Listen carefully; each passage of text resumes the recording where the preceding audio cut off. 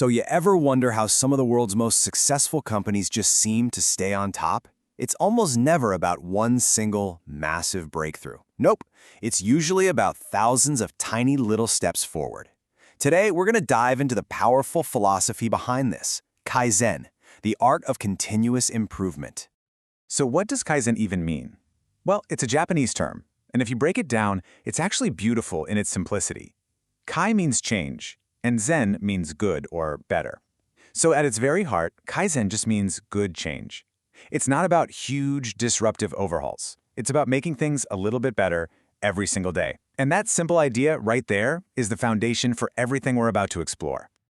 Now, the story behind Kaizen is just incredible, mostly because it was born from a moment of absolute crisis.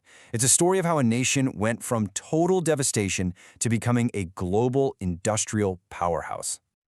Okay, try to picture this. It's the late 1940s. Japan's economy is in tatters. Its entire industrial base has been, well, completely wiped out. The country was facing a challenge that seemed impossible, rebuilding everything from the ground up with next to no resources.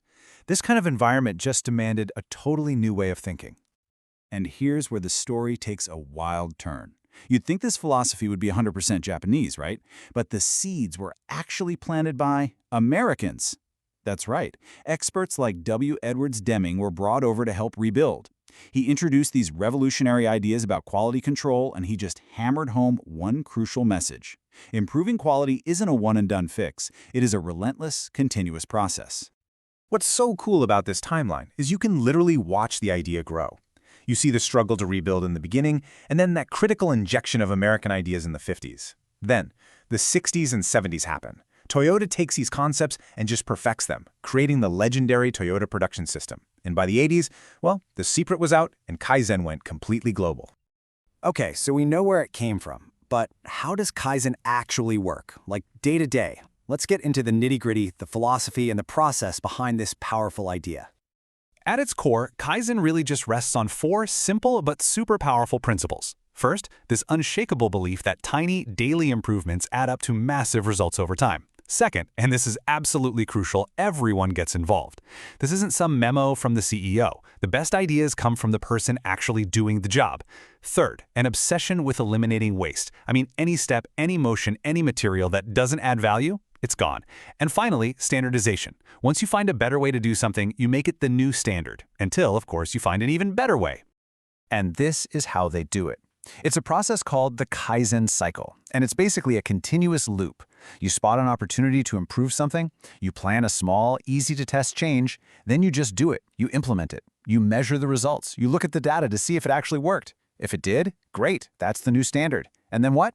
You start the whole cycle all over again immediately. It never, ever stops. And nobody put this theory into practice better than Toyota. They didn't just talk about it, they built entire systems around it. Just-in-time production, for example, meant they only made what was needed exactly when it was needed. That just slashed waste and costs. Then there's Jidoka. You can think of it as automation with a human touch. This empowered any worker to stop the entire production line if they saw a problem. Think about that. It builds quality right into the process. And by respecting their people, they unlock this incredible flood of ideas for improvement. But don't make the mistake of thinking this is just for building cars. The principles of Kaizen are so universal that they've been adapted in fields you probably wouldn't even expect, including some that are a big part of our daily lives. I mean, just think about it. Hospitals use Kaizen to streamline patient care and reduce errors. The entire agile methodology in the software world, that's basically Kaizen. It's all about small, iterative improvements. Banks, hotels, even schools, they're all applying these same principles to make customer service better, to refine how they teach, and just to run more smoothly. It really is everywhere once you start looking for it. But here's maybe the most important part. Kaizen is way more than just a business strategy or a productivity hack. To really truly understand its power, we have to look at its deep cultural roots and its incredible legacy. You know, it makes total sense that Kaizen came from Japan. It aligns so perfectly with core cultural values like group harmony and collective responsibility. It even ties into concepts like wabi-sabi, this idea of finding beauty in imperfection. This cultural mindset fosters the belief that perfection isn't some final goal you can achieve. It's a journey of constant, gradual refinement. 70+ years. Just let that sink in for a second. For over 70 years, this philosophy has been practiced, refined, and battle-tested in some of the most competitive industries on the planet. This isn't some passing fad. It's a proven approach to excellence. And its reach today? It is truly global.